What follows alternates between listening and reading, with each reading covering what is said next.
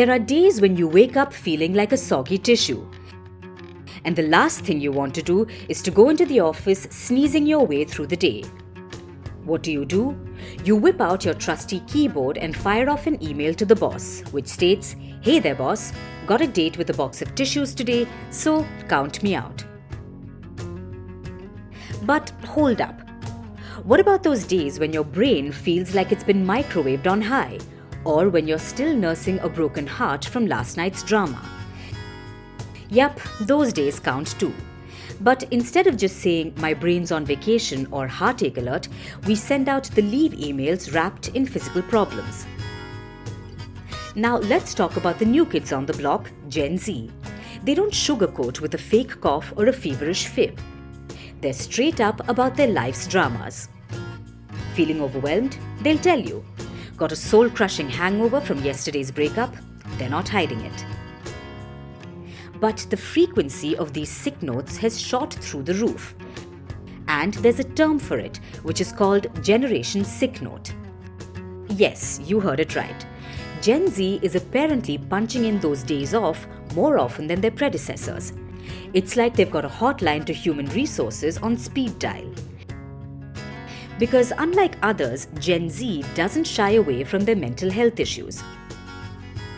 This is also because the number of people diagnosed with mental health issues has doubled in the past decade.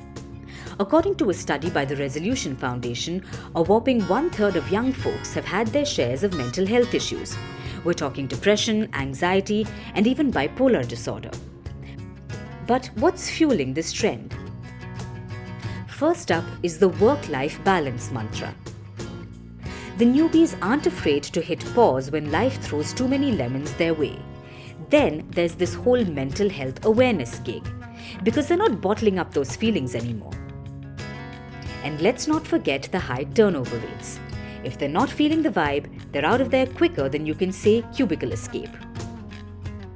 But this absenteeism isn't just a blip on the radar. It's causing some serious ripples in the economic pond. With so many people going MIA, the system's feeling the strain. Several reports indicate that this also made the youngsters economically inactive,